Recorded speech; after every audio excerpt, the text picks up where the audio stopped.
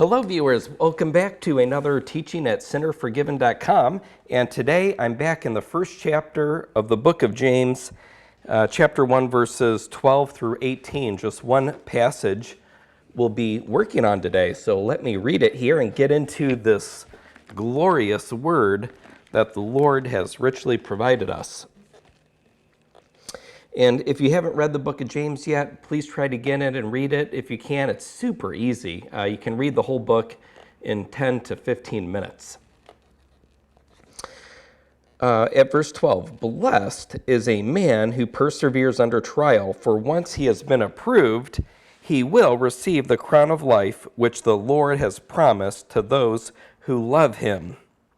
Let no one say when he is tempted, I am being tempted by God.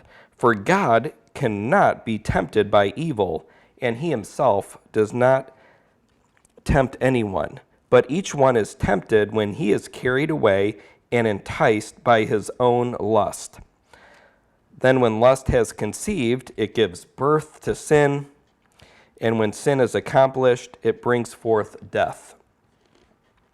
Do not be deceived, my beloved brethren. Every good thing given and every perfect gift is from above, coming down from the Father of lights, with whom there is no variation or shifting shadow. In the exercise of his will, he brought us forth by the word of truth, so that we would be a kind of firstfruits among his creatures.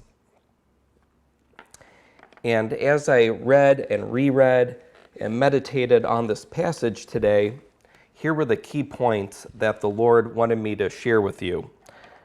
Number one, yesterday we learned that we are to count it all joy when we encounter various trials. And then now today we read where we are blessed. Blessed is a man who perseveres under trial. So if you are going through a trial right now, you are going to be blessed as you persevere through this. Fellow saints, if you're comforting someone right now and they are going through a trial, you can bring them to chapter 1, verse 12, and let them know that they're going to be blessed and they're going to receive a crown of life from the Lord as they persevere through this trial. Next, I thought it was interesting how James goes from that statement, how we're blessed as we persevere through the trials, and then he's talking about temptation and lust and how it conceives and gives birth to sin. And then when sin is accomplished, it brings forth death. And maybe when we go through trials, that's when Satan is going to double up on us, double down, and really try to beat on us and get us in a predicament to cause harm to us or others. And I think I'm connecting the dots okay on this one here. So for instance, let's say I'm going through a trial. I'm hanging in there.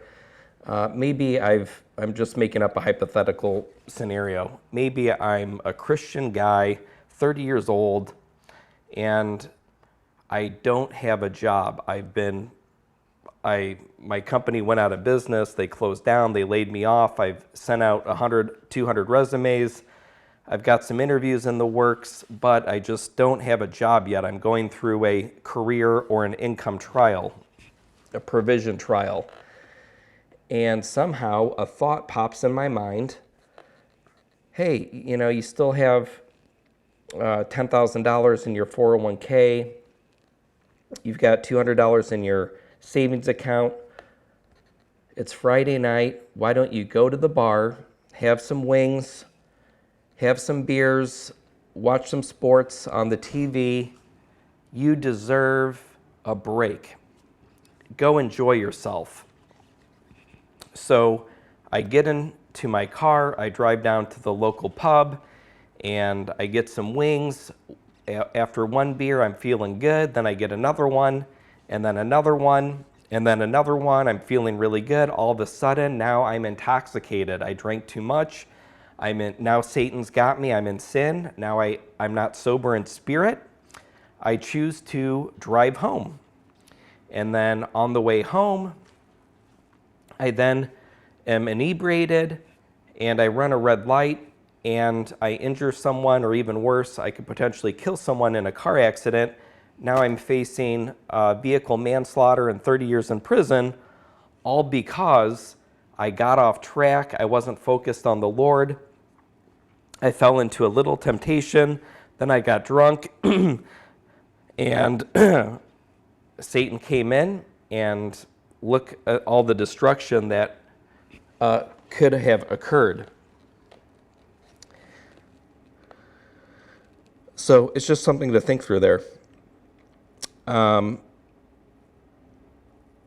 love how he brings up every good thing given and every perfect gift is from above, coming down from the Father of lights, which whom there is no variation or shifting shadow. So conversely, let's take that hypothetical 30-year-old guy without a job.